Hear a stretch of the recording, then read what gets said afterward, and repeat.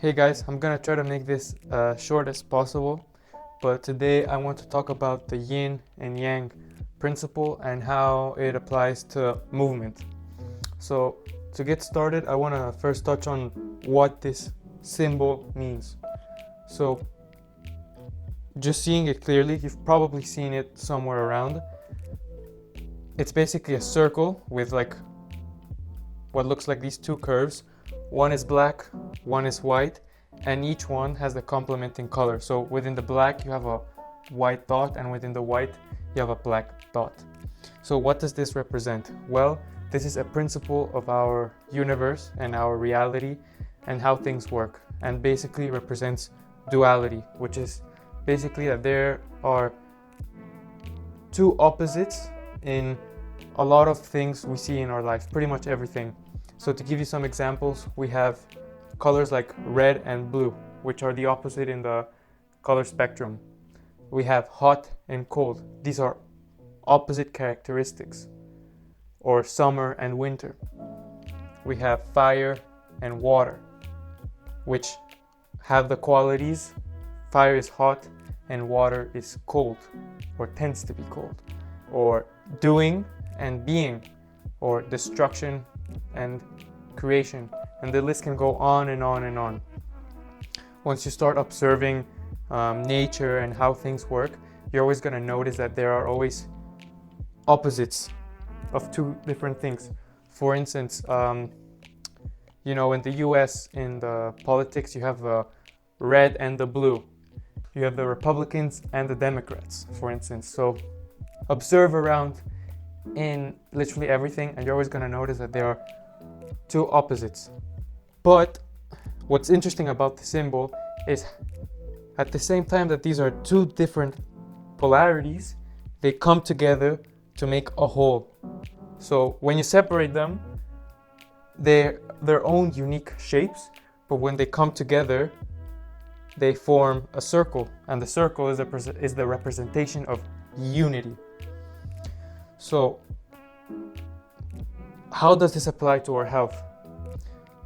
So now the problems we see nowadays with sickness, disease, ailments are all stemming from the root, which is an imbalance.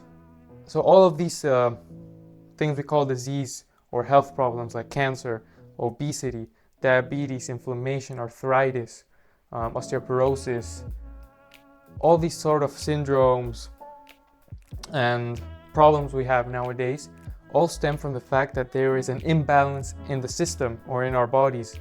For instance, let's say you have tendinitis in your elbow. Usually that could be because you're doing too much. So maybe you have to do less in your exercise and do more in terms of your recovery. That's a very basic and simple example. So now I want to relate it to movement. So when we look at movement and how this applies to the yin and yang symbol, we can look at different qualities of movements. You can have fast and slow. So fast, like a punch, when you punch really hard, like in boxing. Or maybe if you look at more like qigong or tai chi, maybe more of a slow movement.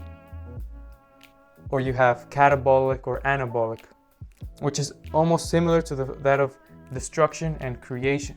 Catabolic, it's when you put your body in the state of sympathetic, when you're in the fight or flight, when you're working out and destroying tissue, which then drives the anabolic response, when your recovery happens and your body regrows the tissue and grows stronger, alongside with sleep and good quality diet.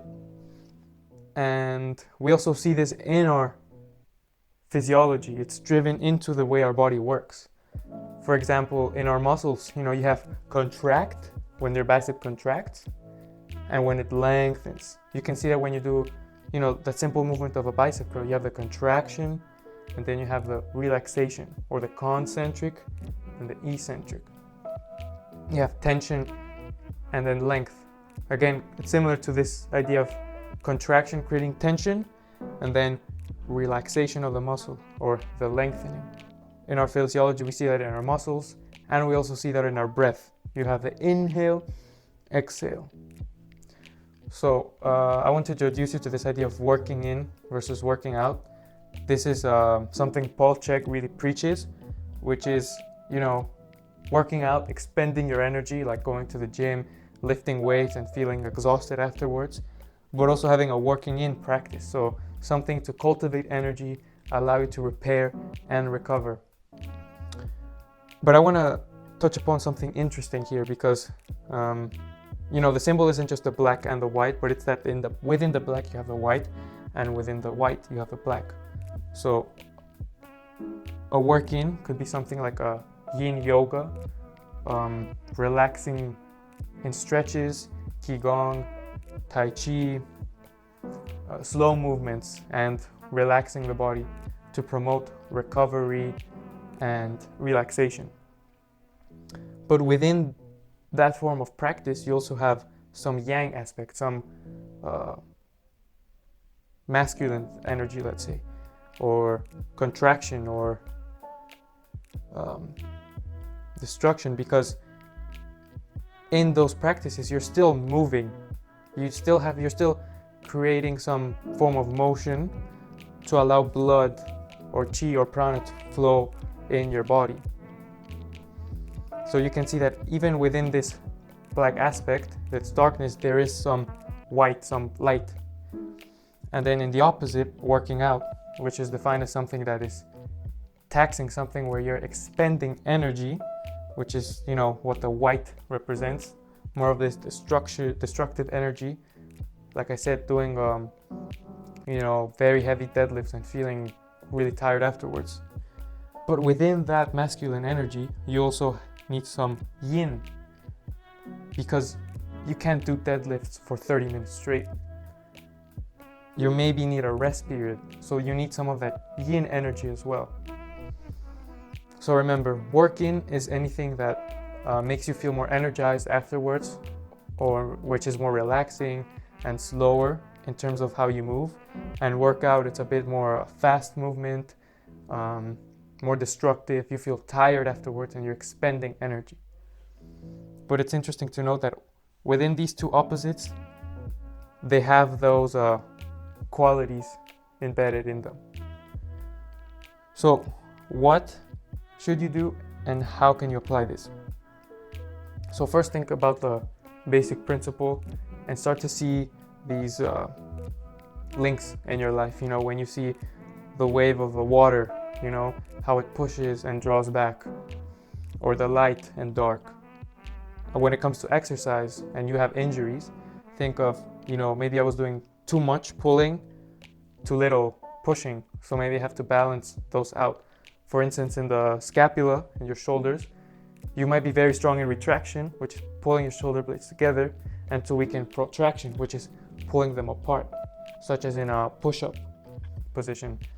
So if you have any injury or pain, think of where you may be doing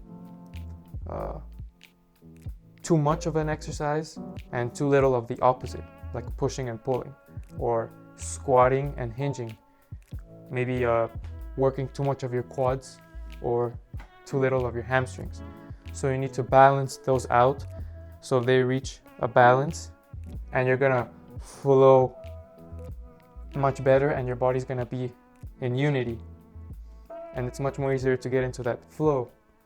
If not, it's going to be disrupted. That's it for the video. I hope you enjoyed it. Peace.